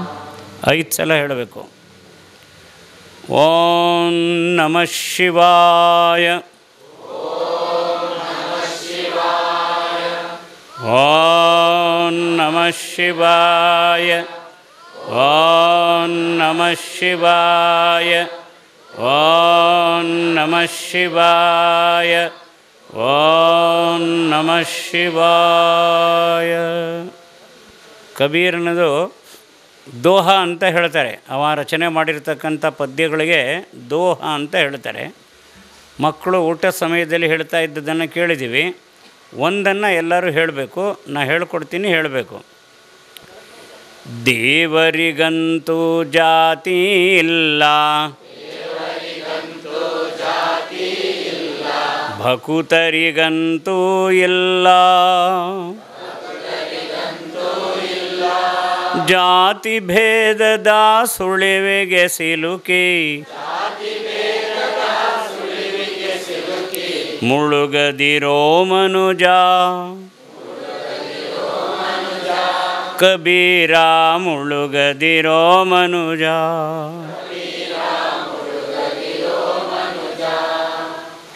ಎರಡು ಅಂಗೈಗಳನ್ನು ಉಜ್ಜಿ ಕಣ್ಣುಗಳ ಮೇಲೆ ಇಟ್ಟುಕೊಂಡು ಮೃದುವಾಗಿ ಮೇಲಿನಿಂದ ಕೆಳಗೆ ಸ್ಪರ್ಶ ಮಾಡ್ತಾ ಕೈ ಕೆಳಗೆ ಕಣ್ಣು ತೆರೀಬೇಕು. ಸಮಾರೋಪದಲ್ಲಿ ಹೊಸದಾಗಿ ಹೇಳುವಂಥದ್ದು ಬಹಳ ಇದ್ರೂ ನಾನು ಹೇಳೋಕ್ಕೆ ಹೋಗೋದಿಲ್ಲ. ಸಾಮಾನ್ಯವಾಗಿ ಬಂಧುಗಳ ಮನೆಯಲ್ಲಿ 4 ದಿನ ಇದ್ದ ನಂತರ ವಾಪಸ್ ನಮ್ಮ ಮನೆಗೆ ಹೋಗುವಾಗ ದಾರಿ ಖರ್ಚಿಗೆ ಅಂತ ಏನಾದರೂ ಕೊಡ್ತಾರೆ. ಹಣ್ಣು ಹಂಪಲು ಇರ್ಬೋದು, ಇನ್ನೇನಾದರೂ ತಿಂಡಿ ಪದಾರ್ಥಗಳನ್ನು ಮಾಡಿಕೊಡ್ತಾರೆ, ಏನಾದರೂ ಸ್ವಲ್ಪ ಆರ್ಥಿಕವಾಗಿ ಏನಾದರೂ ಕೊಡ್ತಾರೆ ದಾರಿ ಖರ್ಚಿಗೆ. ಇದಕ್ಕೆ ದಾರಿ ಬುತ್ತಿ ಅಂತ ಹೇಳ್ತೀವಿ. ಸಂಸ್ಕೃತದಲ್ಲಿ ಬಹಳ ಒಳ್ಳೆಯ ಶಬ್ದ ಇದೆ, ಪಾಥೇಯ. ಎಲ್ಲರೂ ಹೇಳಿ. ಪಥಿಕನಿಗೆ ತನ್ನ ಯಾತ್ರೆಯನ್ನು ನಿಶ್ಚಿಂತೆಯಾಗಿ ನಿರಾಳವಾಗಿ ಮುಂದುವರಿಸುವ ಸಲುವಾಗಿ ಅಗತ್ಯವಾಗಿ ಬೇಕಾಗಿರತಕ್ಕಂಥ ಒಂದು ಆಹಾರ. ಕೋಳಿ ಕೂಗ್ತಾನೇ ಇದೆ. ಸೂರ್ಯ ಎದ್ದ ಮೇಲೆ ಕೋಳಿ ಕೂಗುತ್ತೋ, ಕೋಳಿ ಕೂಗಿದ ಮೇಲೆ ಸೂರ್ಯ ಹೇಳ್ತಾನೋ? ಕೋಳಿ ಕೂಗಿದ ಮೇಲೆ ಎಲ್ರಿಗೂ ಗೊತ್ತು, ಕಾಯ್ತಾ ಇರ್ತಾನೆ. ಕೋಳಿ ಕೂಗಿದ ಮೇಲೆ ಧೈರ್ಯ ಬರುತ್ತೆ, ಇನ್ನೇ ನಾನು ಹೇಳಬಹುದು ಅಂತ. ಅಂದರೆ ಇಡೀ ಜಗತ್ತನ್ನು ಎಬ್ಬಿಸುವಂತಹ ಸೂರ್ಯನನ್ನು ಎಬ್ಬಿಸುವುದು ಒಂದು ಕೋಳಿ. ಆ ಕೋಳಿಯ ಕೂಗಿಗಾಗಿ ಸೂರ್ಯನೂ ಕಾದಿರ್ತಾನೆ. ಹೂವುಗಳು ಅರಳಲಿಕ್ಕೆ ಪ್ರಾರಂಭ ಮಾಡುತ್ತವೆ ಮುಂಜಾನೆಯಲ್ಲಿ. ಕತ್ತಲೇನೂ ಅಲ್ಲ, ಬೆಳಕು ಅಲ್ಲ, ನಡುವಿನ ಒಂದು ಅವಸ್ಥೆ ಇರುತ್ತಲ್ಲ, ಅದಕ್ಕೆ ನಾವು ನಮ್ಮ ಮೈಸೂರು ಭಾಷೆಯೊಳಗೆ ನಸುಕು ಅಂತ ಹೇಳ್ತೀವಿ. ನಸುಕಿನಲ್ಲಿ. ಇಲ್ಲೇನು ಹೇಳ್ತೀರಾ? ಅದೇ ಶಬ್ದ ಇದೆಯಾ? ಉತ್ತರ ಕರ್ನಾಟಕದಲ್ಲಿ ಮುಂಜಾನೆ ಅಂತ ಹೇಳ್ತಾರೆ. ನಮ್ಮ ಗ್ರಾಮಾಂತರ ಮೈಸೂರಿನಲ್ಲಿ ಹೊತ್ತಾರೆ ಅಂತ ಹೇಳ್ತಾರೆ. ಇದೊಂದು ಸಮಯ ಇದೆ. ಅಂದರೆ ಕತ್ತಲೇನೂ ಅಲ್ಲ, ಬೆಳಕು ಅಲ್ಲ, ಅದು ಪರಿವರ್ತನೆಯ ಕಾಲ, ನಸುಕು. ಆ ನಸುಕಿನಲ್ಲಿ ಹೂವುಗಳು ಅರಳಲಿಕ್ಕೆ ಶುರು ಮಾಡುತ್ತವೆ. ಪಕ್ಷಿಗಳು, ಹೂವುಗಳು, ಪ್ರಾಣಿಗಳು, ಗಿಡ ಮರಗಳು, ಪ್ರಕೃತಿ ಸೂರ್ಯೋದಯಕ್ಕೆ ಮುಂಚೆ ಏಳುತ್ತವೆ. ಭಗವಂತನ ಸೃಷ್ಟಿಯಲ್ಲಿ ಇದೆಲ್ಲಕ್ಕಿಂತ ಅಮೋಘವಾದ ಸೃಷ್ಟಿ ಅಂದರೆ ಯಾರು? ನಾವು ಮನುಷ್ಯರು. ಆದರೆ ಮನುಷ್ಯರು ಯಾವಾಗ ಹೇಳ್ತಾರೆ? ಸೂರ್ಯೋದಯ ಆಗಬೇಕು. ಅದು ಅಭ್ಯಾಸ ಆಗಿಬಿಟ್ಟಿದೆ, ಈಗ ದುರಭ್ಯಾಸ ಆಗಿಬಿಟ್ಟಿದೆ. ಕೆಲವರು ಕೇಳ್ತಾರೆ, ಮುಂಚೆ ಎದ್ದೇನು ಮಾಡಬೇಕ್ರಿ ಅಂತ. ಅಂದರೆ ತಾವು ಏಳದಿರುವ ಆಲಸ್ಯವನ್ನು ಸಮರ್ಥನೆ ಮಾಡಿಕೊಳ್ಳುವ ಸಲುವಾಗಿ ಜಾಣತನದ ಪ್ರಶ್ನೆ ಕೇಳ್ತಾರೆ. ಮುಂಚೆ ಎದ್ದೇನು ಮಾಡಬೇಕು? ಕೈ ಹಿಡಿದವ್ರು ಎದ್ದೇನಾದ್ರೂ ನಾವು ಚಹಾ ಮಾಡಿದರೆ ಪರವಾಗಿಲ್ಲ, ಇಲ್ಲದ್ರೆ ನಾವೇನು ಮಾಡಬೇಕು? ಈ ಥರ ಎಲ್ಲ ವಿತಂಡವಾದದ ಪ್ರಶ್ನೆಗಳನ್ನು ಕೇಳ್ತಾರೆ. ನನ್ನ ನಿವೇದನೆ, ನಮ್ಮ ಮನೆ ಭಾರತದ ಮನೆ ಆಗಬೇಕು ಅಂತ ಅನ್ನೋದಾದರೆ, ಅವ್ರು ಹೇಳಿದ್ರಲ್ಲ 5:30ಯಿಂದ 6 ಗಂಟೆ ಹೊತ್ತಿಗೆ ಹೇಳೋವಂಥ ಪ್ರಯತ್ನ ಮಾಡಬಹುದಾ? ಹೀಗಾಗಬೇಕಾದ್ರೆ ರಾತ್ರಿ ಅನಾವಶ್ಯಕವಾಗಿ ತಡವಾಗಿ ಮಲಗಬಾರದು. ಅದು ದುರಭ್ಯಾಸ ಆಗಿಬಿಟ್ಟಿದೆ. ಊಟ ಮಾಡೋದೇ 11 ಗಂಟೆ, ನಗರ ಪ್ರದೇಶಗಳಲ್ಲಿ 11:30. ಕೊನೆಯ ಸೀರಿಯಲ್ ನೋಡೋವರೆಗೂ ಮಲಗೋದಿಲ್ಲ. ಕೊನೆಯ ಸೀರಿಯಲ್ಲಲ್ಲಿ ಏನು ಬರುತ್ತೋ ಏನೋ, ಯಾವುದೋ ಹತ್ಯೆ ಇರ್ಬೋದು, ಇನ್ಯಾವುದೋ ಮೋಸ ಇರ್ಬೋದು, ಇನ್ಯಾವುದೋ ಅಶಿಷ್ಟ ಇರ್ಬೋದು. ಅಂಥದನ್ನು ನೋಡಿ ಮಲಗಿದಾಗ ನಿಮ್ಮ ರಾತ್ರಿ ಹೇಗಿರಬಹುದು? ಎಂಥ ಕನಸುಗಳು ಬೀಳಬಹುದು? ಮನುಷ್ಯನಿಗೊಂದು ಒಳ್ಳೆ ವಿಶ್ರಾಂತಿ ಬೇಕಾದರೆ ಮಲಗಿದ ಕೂಡಲೇ ನಿದ್ರೆ ಬರಬೇಕು, ಮಧ್ಯೆ ಎಚ್ಚರ ಆಗಬಾರ್ದು, ಒಳ್ಳೆ ಕನಸು ಬೀಳಬೇಕು, ಮುಂಜಾನೆ ಎಚ್ಚರ ಆಗಬೇಕು. ಇಂಥ ನಿದ್ರೆಯಿಂದ ಮನುಷ್ಯನಿಗೆ ತಾಕತ್ತು ಬರುತ್ತೆ. ಇಲ್ಲದ್ರೆ ಈ ಕೆಟ್ಟ ನಿದ್ರೆಯಿಂದ ಮನುಷ್ಯನ ತಾಕತ್ತು ದೂರ ಹೋಗುತ್ತೆ. ಅನಾವಶ್ಯಕವಾಗಿ ರಾತ್ರಿ ತಡವಾಗಿ ಮಲಗೋದನ್ನು ತಪ್ಪಿಸಬೇಕು. ಇದೆಲ್ಲ ಆಧುನಿಕ ಜಗತ್ತಿನಲ್ಲಿ ನಾವು ಎದುರಿಸಬೇಕಾದ ಸಮಸ್ಯೆಗಳು, ಪರಿಹಾರವನ್ನು ನಾವೇ ಕೊಡಬೇಕು. ಅದಕ್ಕಾಗಿ ಮೊದಲನೇ ಸಲಹೆ ಸೂರ್ಯೋದಯಕ್ಕೆ ಮುಂಚೆ ಏಳಬೇಕು. ಅದಕ್ಕಾಗಿ ರಾತ್ರಿ ಅನಾವಶ್ಯಕವಾಗಿ ತಡವಾಗಿ ಮಲಗಬಾರದು. ನಿಮ್ಮ ಆದ್ಯತೆ ಒಳಗೆ ಇದೊಂದು ಇಟ್ಕೊಳ್ಳಿ. ಇನ್ನೊಂದು ನಾನು ಹೇಳ್ಕೊಡ್ತೀನಿ, ಎಲ್ಲರೂ ಹೇಳಿ. ಶರೀರ ಮಾಧ್ಯಂ, ಕೆಲವರು ಮಾಧ್ಯಮ ಅಂತ ಹೇಳ್ತಾರೆ, ತಪ್ಪು. ಶರೀರ ಮಾಧ್ಯಂ ಅಂದರೆ ಶರೀರಂ ಆದ್ಯಂ ಖಲು ಧರ್ಮ ಸಾಧನಂ. ಖಲು ಧರ್ಮ ಸಾಧನಂ ಹೇಳಿ. ಈ ಶರೀರ ಇರೋದು ಒಳ್ಳೆಯ ಕೆಲಸಗಳನ್ನು, ಅಂದರೆ ಮಾಡಲೇಬೇಕಾದ ಕರ್ತವ್ಯಗಳಿರುತ್ತಲ್ಲ ಅವುಗಳನ್ನು ನಿರ್ವಹಿಸುವ ಸಲುವಾಗಿ ಶರೀರ ಒಂದು ಉಪಕರಣ, ಭೋಗಿಸುವ ಸಲುವಾಗಿ ಇರುವುದಲ್ಲ. ಶರೀರ ಒಂದು ಉತ್ತಮ ಉಪಕರಣ, ಒಳ್ಳೆಯ ಕಾರ್ಯಗಳನ್ನು ಮಾಡುವ ಸಲುವಾಗಿ. ಈ ರೀತಿ ನಮ್ಮ ಶರೀರದ ಬಗ್ಗೆ ನಮ್ಮ ನಂಬಿಕೆ ಇರಬೇಕು. ಒಳ್ಳೆಯ ಕೆಲಸಗಳನ್ನು ಮಾಡಬೇಕಾದರೆ ಶರೀರ ಸ್ವಸ್ಥವಾಗಿರಬೇಕು, ಸಶಕ್ತವಾಗಿರಬೇಕು, ನಿರೋಗಿಯಾಗಿರಬೇಕು. ಅದಕ್ಕೆ ಬಹಳ ಸುಲಭೋಪಾಯ ಅಂತ ಹೇಳಿದ್ರೆ, ಸೂರ್ಯೋದಯದಲ್ಲಿ ಮುಂಚೆ ಎದ್ದ ನಂತರ ಪ್ರಾತರ್ವಿಧಿಗಳಿಂದ ಮುಗಿಸ್ಬೇಕು. ಶರೀರದ ಒಳಗಿನ ಕಶ್ಮಲಗಳನ್ನು ತೆಗೆದುಹಾಕಿ ಶರೀರವನ್ನು ಶುದ್ಧ ಮಾಡಬೇಕು. ಆಮೇಲೆ ಒಂದು 15 ನಿಮಿಷ, ಹೆಚ್ಚಿಲ್ಲ, ಶರೀರಕ್ಕೊಂದು ವ್ಯಾಯಾಮವನ್ನು ಮಾಡಿಸ್ಬೇಕು. ಹೊರಟೇ ಹೋಗಿದೆ ಅದು. ಯಾರೋ ಕುಸ್ತಿ ಮಾಡೋ ಪೈಲ್ವಾನರು ಮಾತ್ರ, ಇಲ್ಲ ಕಾಯಿಲೆಯಿಂದ ನರಳ್ತಾ ಇರ್ತಕ್ಕಂಥ ಮುದುಕರುಗಳು ಅವರೊಂದಷ್ಟು ಆಸನ ಮಾಡಬೇಕು. ಆ ದುರವಸ್ಥೆ ಅವ್ರಿಗೆ ಯಾಕೆ ಬಂತು ಅಂದರೆ, ತಾರುಣ್ಯದಲ್ಲಿ ಮಜಾ ಮಾಡಿದ್ರು, ವೃದ್ಧಾಪ್ಯದಲ್ಲಿ ದೇವರವರಿಗೆ ಸಜಾ ಕೊಟ್ಟ. ಆವಾಗ ಡಾಕ್ಟ್ರ್ ಹತ್ರ ಹೋಗೋದು. ಏಕೆ ಈಗಲೇ ನಾವು 15 ನಿಮಿಷಗಳ ವ್ಯಾಯಾಮವನ್ನು ದಿನಚರಿ ಒಳಗೆ ಸೇರಿಸ್ಕೊಳ್ಬಹುದಾ? ಪ್ರತಿಯೊಂದು ಮನೆಗೂ ಒಂದು ದಿನಚರಿ, ರೀತಿ ನೀತಿ, ಪರಂಪರೆ 3 ಇದ್ದೇ ಇರುತ್ತೆ. ಅದು ಬ್ರಾಹ್ಮಣರ ಮನೆಗೂ ಇರುತ್ತೆ, ದಲಿತರ ಮನೆಗೂ ಇರುತ್ತೆ. ದೇಶದಲ್ಲಿ ಯಾವುದೇ ಪ್ರದೇಶಕ್ಕೆ ಹೋದರೂ, ಯಾವುದೇ ಜಾತಿಯ ಮನೆಗಳಿಗಾದ್ರೂ ಈ 3 ಇದ್ದೇ ಇರುತ್ತೆ. ಮತ್ತು ಇವು ಸಮಾನ ಎಲ್ಲ ಜಾತಿಗಳಿಗೂ. ಅದರಲ್ಲಿ ಸೂರ್ಯೋದಯಕ್ಕೆ ಮುಂಚೆ ಹೇಳೋದು ದಿನಚರಿ ಪ್ರಾರಂಭ ಆಗುತ್ತೆ. 15 ನಿಮಿಷ ಏನು ಮಾಡಬಹುದು ಅಂತ ಹೇಳ್ತೀನಿ. ಸುಲಭವಾದ್ದು. ಏಕದಮ್ ಎದ್ದು ಕೂಡಲೇ ಶೀರ್ಷಾಸನ ಮಾಡೋದೇನು ಬೇಡ, ಆಗೋದೂ ಇಲ್ಲ. ಮತ್ತು ಆ ಶೀರ್ಷಾಸನ ಮಾಡಿದಾಗ ನೀವು ನಿಮ್ಮ ಮಗು ಎದ್ದು ನೋಡಿದ್ರೆ ಕಿಟಾರ್ ಅಂತ ಕಿರುಚಿ ಆಮೇಲೆ ಹೆಚ್ಚು ಕಮ್ಮಿ ಆಗ್ಬೋದು. ದೇವರು ನಿಶ್ಶುಲ್ಕವಾಗಿ ನಿಮಗೆ, ಅಂದರೆ ನಮ್ಮೆಲ್ಲರಿಗೆ ಶುದ್ಧವಾದ ವಾಯುವನ್ನು ಕೊಟ್ಟಿರ್ತಾನೆ. ಆ ಸಮಯದಲ್ಲಿ ಯಾವುದೇ ಮಾಲಿನ್ಯ ಇರೋದಿಲ್ಲ, ಪಲ್ಯೂಷನ್ ಇರಲ್ಲ, ವಾತಾವರಣ ಶಾಂತವಾಗಿರುತ್ತೆ, ಶಬ್ದ ಮಾಲಿನ್ಯ ಇರಲ್ಲ, ವಾಹನಗಳ ಓಡಾಟ ಶುರು ಆಗಿರೋದಿಲ್ಲ. ಹೀಗಾಗಿ ಧೂಳಿನ ಮಾಲಿನ್ಯ, ಹೊಗೆ ಮಾಲಿನ್ಯ ಏನೂ ಇರೋದಿಲ್ಲ. ಅಂಥ ಶಾಂತ ವಾತಾವರಣದಲ್ಲಿ ಒಂದು 10 ನಿಮಿಷ ತಿರುಗಾಡಿಕೊಂಡು ಬರೋದು. ಉಸಿರು ತಗೊಳ್ಳುವಾಗ 4 ಹೆಜ್ಜೆ, ಉಸಿರು ಬಿಡುವಾಗ 4 ಹೆಜ್ಜೆ, ಮತ್ತು ಕೈಗಳನ್ನು ಬೀಸ್ತಾ ಹೋಗಬೇಕು. ಎಷ್ಟು ಒಳ್ಳೆಯ ಶಕ್ತಿ ಸಿಗುತ್ತೆ ಶರೀರಕ್ಕೆ. ಪೂರ್ತಿ ಆಮ್ಲಜನಕವನ್ನು ತುಂಬಿಸ್ಕೊಳ್ಳೋದು. 4 ಹೆಜ್ಜೆ ಮುಂದಿಡುವಾಗ ಇರೋ ಇಂಗಾಲಾಮ್ಲ ಎಲ್ಲವನ್ನೂ ಬಿಟ್ಟು ಬಿಡೋದು.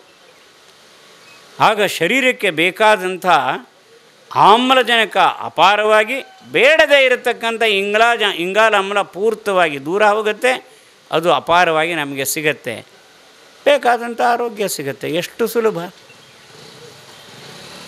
ಇನ್ನೇನು ಮಾಡೋದು ಬೇಡ. ಒಂದು 3 ಸೂರ್ಯ ನಮಸ್ಕಾರ ಎಷ್ಟಾಗುತ್ತೋ ಅಷ್ಟು.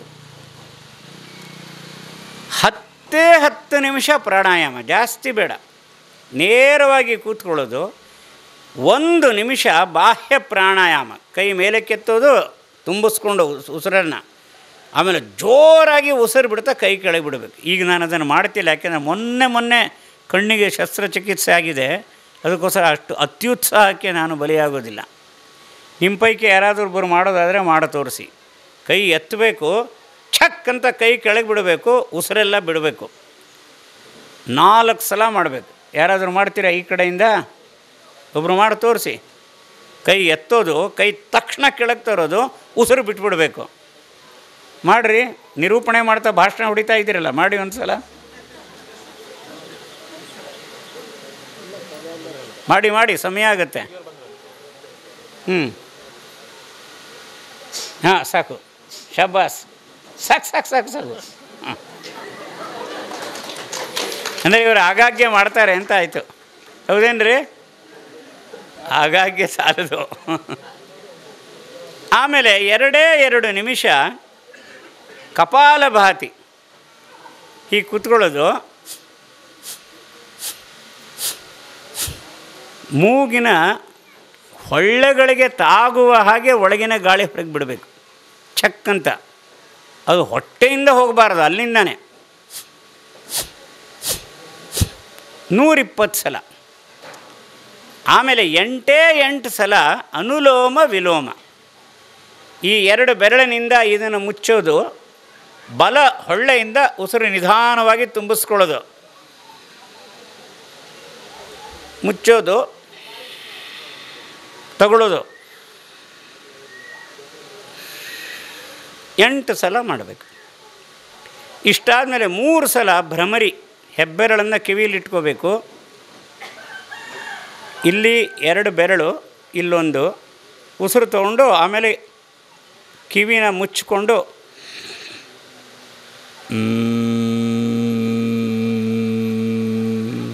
ಮಕಾರ 3 ಸಲ ಹೇಳೋದು. ಯಾರು ಬೇಕಾದ್ರೂ ಮಾಡ್ಬೋದು. ಇಷ್ಟು ಮಾಡಿದ್ರಾದರೂ ಸಾಕು. ಭಗವದ್ಗೀತೆ ಒಳಗೆ ಕೃಷ್ಣ ಹೇಳಿದ್ದಾನೆ, ಸ್ವಲ್ಪ ಮಾತ್ರಸ್ಯ ಧರ್ಮಸ್ಯ ತ್ರಾಯತಿ ಮಹತಾನ್. ಆಮೇಲೆ ಏನೋ ಶಬ್ದ ಮುಂದಿನ ಮರೆತು ಹೋಗಿದೆ ನನಗೆ. ಬಹಳ ದೊಡ್ಡ ಸಂಕಟಗಳು ಧರ್ಮ ಪಾಲನೆಯನ್ನು ಸ್ವಲ್ಪ ಮಾಡಿದ್ರೂ ಸಹ ಪರಿಹಾರ ಆಗಿಬಿಡುತ್ತೆ ಅಂತ. ಸೊ ಇಷ್ಟನ್ನು ಪ್ರಾರಂಭ ಮಾಡಬಹುದಾ? ಇದಕ್ಕೆ ಒಂದು ಆದ್ಯತೆ ಕೊಡ್ಬೋದಾ? ಯೋಚನೆ ಮಾಡಿ. ನಾನು ಯಾವುದೂ ಇಲ್ಲಿಂದ ಸೂಚನೆ ಕೊಡೋದಿಲ್ಲ. 2ನೇದಾಗಿ, ಏಳುವಾಗ ಛಕ್ ಅಂತ ಹೇಳಬಾರ್ದು. ಅಲಾರಾಮ್ ಹೊಡಿತು, ಬಹಳ ಅಪಾಯ ಶರೀರಕ್ಕೆ. ಅಲಾರಾಮ್ ಹೊಡೆದ್ರೂ ಕಣ್ಣು ಬಿಡಬೇಕು. ಬಲಮಗ್ಗಲಿನಿಂದ ನಿಧಾನವಾಗಿ ಹೇಳಬೇಕು. ಹೇಳಿದ್ದಾರೆ ಅವರು. ಕೈಗಳನ್ನು ನೋಡಿಕೊಂಡು, ಕರಾಗ್ರೇ ವಸತೆ ಲಕ್ಷ್ಮೀ, ಕರಮಧ್ಯೆ ಸರಸ್ವತಿ, ಕರಮೂಲೆ ಸ್ಥಿತಾ ಗೌರಿ, ಪ್ರಭಾತೆ ಕರದರ್ಶನಂ. ಮೆಲ್ಲಗೆ ಹೇಳ್ಕೊಳ್ಬೇಕು. ಅಕ್ಕಪಕ್ಕದವ್ರಿಗೆಲ್ಲ ನಾನು ಹೇಳ್ತಾ ಇದ್ದೀನಿ ಇನ್ನು ಗೊತ್ತಾಗಬೇಕು. ಆಗ ಅವರು ನಿಮ್ಮ ಮೇಲೆ ಸಿಟ್ಟು ಮಾಡಿಕೊಳ್ತಾರೆ, ನಿಮ್ಮಿಂದ ಪ್ರೇರಣೆ ಪಡೆಯೋಲ್ಲ. ನಿತ್ಯ ಹೇಳ್ಬೋದಾ? ಆಮೇಲೆ ಬೆಳಕು ಹರಿಯತ್ತೆ. ಮನೆ ಕೆಲಸಗಳನ್ನು ಇಬ್ಬರು ಸೇರಿ ಮಾಡುವಂಥದ್ದು. ನಾನು ಸಂಘದ ಪ್ರಚಾರಕನಾಗಿ ಹೊರಟಿದ್ದು 1963ರಲ್ಲಿ. ಈಗ 55 ವರ್ಷಗಳು ನಾನು ಪ್ರವಾಸ ಮಾಡ್ತಾನೇ ಇದ್ದೀನಿ. ಒಂದು 10,000 ಮನೆಗಳಿಗೆ ಹೋಗಿರ್ಬೋದು ನಾನು, ಜಮ್ಮುವಿನಿಂದ ಹಿಡಿದು ಕನ್ಯಾಕುಮಾರಿವರೆಗೆ. ಯಾವುದೇ ಮನೆಯಲ್ಲಿ ಉಳ್ಕೊಂಡಾಗಲೂ ಆ ಮನೆಯಲ್ಲಿರೋ ಒಳ್ಳೆಯದನ್ನು ನೋಡ್ತೀನಿ ನಾನು. ಎಷ್ಟು ಒಳ್ಳೆಯದನ್ನು ನೋಡ್ತೀನಿ, ಮನಸ್ಸಿಗೊಂದು ಆನಂದ ಆಗುತ್ತೆ. ನಮ್ಮ ಸಮಾಜಕ್ಕೆ ಭವಿಷ್ಯ ಇದೆಯಪ್ಪ ಅಂತಂದ್ಬಿಟ್ಟು. ಸಿರ್ಸಿಲಿ ಒಂದು ಹಿಂದುಳಿದ ಜಾತಿಯ ಮನೆ. 5 ಗಂಟೆಗೆ ನಾನು ಎದ್ದಾಗ ಅವರು ಎದ್ಬಿಡ್ತಾರೆ. ಇಬ್ಬರು ಹೊರಗೆ ಹೋಗ್ತಾರೆ. ಒಬ್ಬ ಕಸಬರಿಕೆ ಹಿಡ್ಕೊಂಡು ಗುಡಿಸ್ತಾನೆ, ಇನ್ನೊಬ್ಬಳು ನೀರು ಚುಮುಕಿಸ್ತಾಳೆ. ಅವನೇ ರಂಗೋಲಿ ಹಾಕ್ತಾನೆ ಅಥವಾ ಇವಳು ರಂಗೋಲಿ ಹಾಕ್ತಾಳೆ. ಮತ್ತು ಒಳಗೆ ದೇವಿ ಸ್ತೋತ್ರವನ್ನು, ಆ ಯಾವುದಾದ್ರು ಇರುತ್ತೆಲ್ಲ ಉಪಕರಣಗಳು, ಮೆಲುವಾಗಿ ಮನೆಯಲ್ಲಿರೋ ಮಕ್ಕಳಿಗೂ ಕೇಳೋ ಹಾಗೆ ಹಿತವಾಗಿ ಅದನ್ನು ಅರ್ಧ ಗಂಟೆ ಹಾಕ್ತಾರೆ. ಆಮೇಲೆ ಇವನು ವ್ಯಾಯಾಮ ಮಾಡ್ತಾನೆ, ಅವಳು ಅಡುಗೆ ಮನೆ ಕೆಲಸ ಮಾಡ್ತಾಳೆ. ಹಿಂದುಳಿದ ಜಾತಿಯವರು ಸಂಸ್ಕೃತದ ಶ್ಲೋಕಗಳನ್ನು ಮಕ್ಕಳು ಇಷ್ಟು ಚೆನ್ನಾಗಿ ಹೇಳುತ್ತವೆ. ಆ ಮಕ್ಕಳಿಗೆ ನಾನು ಉಪನಯನ ಮಾಡಿಸಿದೆ. ಇಷ್ಟು ಯೋಗ್ಯತೆ ಇರುವಾಗ ಜಾತಿದೇನು ಲೆಕ್ಕ, ಉಪನಯನ ಮಾಡಿಸಿದೆ. ಇವತ್ತಿಗೂ ಅವನು 12 ವರ್ಷದ ಹುಡುಗ ಅರವಿಂದ ಚೆನ್ನಾಗಿ ಗಾಯತ್ರಿ ಮಂತ್ರವನ್ನು ಹೇಳ್ತಾನೆ. 3 ಮಕ್ಕಳು, ಯಾರಿಗೂ ಯಾವ ದುರಭ್ಯಾಸವೂ ಇಲ್ಲ. ಮನೆ ಯಾವಾಗಲೂ ಸ್ವಚ್ಛವಾಗಿರುತ್ತೆ. ಮನೆಗೆ ಹೆಸರು ಸಮಾಧಾನ ಅಂತ ಇಟ್ಟಿದ್ದಾರೆ. ಅವರಿವ್ರು ಕೇಳ್ತಾರೆ, ಏನು ವಿಚಿತ್ರವಾಗಿದೆಯಲ್ಲ ಅಂತ. ಹೌದು, ನಮಗೆ ಯಾವ ತೊಂದರೆಯೂ ಇಲ್ಲ, ಯಾವ ಆಸೆಯೂ ಇಲ್ಲ, ಇದ್ದಿದ್ದರೊಳಗೆ ಸಮಾಧಾನದಿಂದ ಇದ್ದೀವಿ. ನೀವು ಬೇಕಾದರೆ ನಮ್ಮ ಮನೆಗೆ ಬಂದು ನಮ್ಮ ಸಮಾಧಾನದ ಒಂದು ಸ್ಥಿತಿಯನ್ನು ನೋಡಬಹುದು. ಎಷ್ಟು ಮನೆಗಳಲ್ಲಿ ಇದನ್ನು ನೋಡ್ತೀವಿ ನಾವು. ಈ ಥರ ನಮ್ಮ ದಿನಚರಿಯನ್ನು ಪ್ರಾರಂಭ ಮಾಡೋದು. ಎರಡನೇದಾಗಿ, ಮನೆಯನ್ನು ದೇವಾಲಯ ಅಂದಮೇಲೆ ಮನೆಯಲ್ಲಿ ದೇವರ ಮನೆ ಇದ್ದೇ ಇರಬೇಕು. ಅಷ್ಟು ಜಾಗ ಇಲ್ಲದೆ ಹೋದರೆ ದೇವರ ಗೂಡು, ಒಂದು ಮಂದಾಸನ. ನಿತ್ಯ ಮುಂಜಾನೆ ದೀಪ ಹೊತ್ತಿಸುವುದು, ಎಲೆಕ್ಟ್ರಿಕ್ ದೀಪ ಅಲ್ಲ, ಬತ್ತಿ ದೀಪ ಹತ್ತಿಸೋದು. ಸ್ನಾನ ಮಾಡಿದ ನಂತರ ದೇವರಿಗಾಗಿ ಒಂದು 5 ನಿಮಿಷ, ಅದು ದೇವರಿಗಾಗಿ ಅಲ್ಲ, ನಮ್ಮ ಶ್ರೇಯಸ್ಸಿಗಾಗಿ, ನಮ್ಮ ಒಳಿತಿಗಾಗಿ. ಬೆಳಗ್ಗೆ ಎದ್ದು ಒಳ್ಳೆ ಶ್ಲೋಕಗಳನ್ನು, ಒಳ್ಳೆ ಭಜನೆಗಳನ್ನು ಹೇಳಿದಾಗ ನಾಲಿಗೆಗೆ ಸಂಸ್ಕಾರ ಆಗುತ್ತೆ, ಬುದ್ಧಿಗೆ ಸಂಸ್ಕಾರ ಆಗುತ್ತೆ, ಮನಸ್ಸಿಗೆ ಸಂಸ್ಕಾರ ಆಗುತ್ತೆ, ಮನೆ ದೇವಾಲಯವಾಗುತ್ತೆ.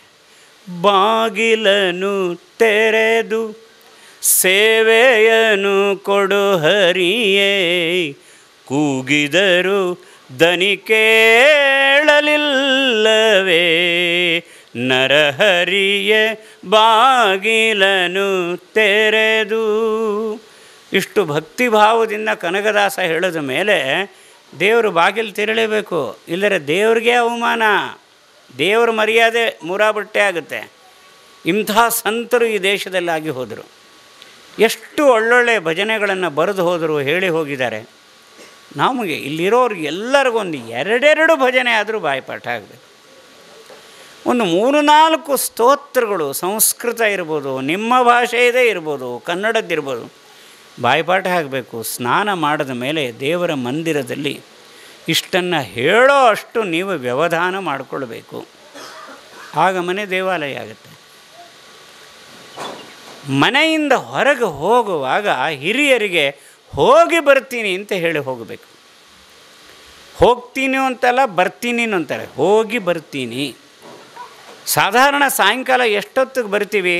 ಸಾಮಾನ್ಯವಾಗಿ ಗೊತ್ತಿದ್ದರೆ ಸರಿ, ಇಲ್ಲದ್ರೆ ಹೇಳಿ ಹೋಗಬೇಕು, ಇಷ್ಟೊತ್ತಿಗೆ ನಾನು ಬರ್ತೀನಿ ಅಂತ. ಮನೆ ಹಿರಿಯರಿಗೆ ಕನಿಷ್ಠ ಪಕ್ಷ ಕೈ ಮುಗಿದು ನಮಸ್ಕಾರ ಮಾಡಿ ಹೋಗಬೇಕು. ಪ್ರತಿನಿತ್ಯ ಕಾಲಿಗೆ ಬೀಳುವಂಥ ಅವಶ್ಯಕತೆ ಇಲ್ಲ. ಇಲ್ಲದ್ರೆ ಹೋಗಿ ಬರ್ತೀನಮ್ಮ ನಮಸ್ಕಾರ ಇಷ್ಟಾದರೂ ಹೇಳಬೇಕು. ಇನ್ನೊಂದು ಬಂದುಬಿಟ್ಟಿದೆ ಈಗ, ಅದೇನೋ ಮಾಡ್ತಾರಪ್ಪ, ಅದೇನು ನನಗೇನು ಅರ್ಥನೇ ಆಗೋದಿಲ್ಲ. ಅದರಲ್ಲಿ ಏನು ಅರ್ಥ ಇದೆ? ಯಾರು ಮಾಡ್ತಾರೋ ಮಾಡ್ಕೊಂಡೋಗಲಿ. ದೇವರು ನಮಗೆ 2 ಕೈ ಕೊಟ್ಟಿರೋದು ಜೋಡಿಸೋದಕ್ಕೆ. ಕೈ ಜೋಡಿಸಿ ನಮಸ್ಕಾರ ಮಾಡಿದಾಗ ಅದು ದೇವರಿಗೂ ನಮಸ್ಕಾರ ಮಾಡಿದಾಗೆ, ಹಿರಿಯರಿಗೂ ನಮಸ್ಕಾರ ಮಾಡಿದಾಗೆ, ಎಲ್ಲರಿಗೂ ನಮಸ್ಕಾರ ಮಾಡಿದಾಗೆ. ಶ್ರೀಮತಿ ಸುನೀತಾ ವಿಜಯ ಇವರು ಫಲಪುಷ್ಪವನ್ನು ಕೊಟ್ಟು ಗೌರವಿಸಬೇಕಾಗಿ.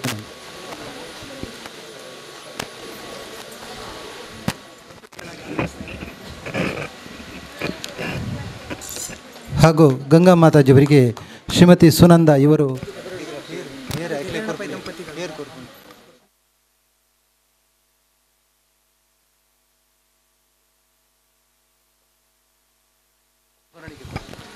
ಇದೀಗ ಕಾರ್ಯಕ್ರಮದ ಮುಂದಕ್ಕೆ ನವದಂಪತಿಗಳಿಗೆ ಮಡಿಲು ತುಂಬಿಸುವ ಕಾರ್ಯಕ್ರಮ.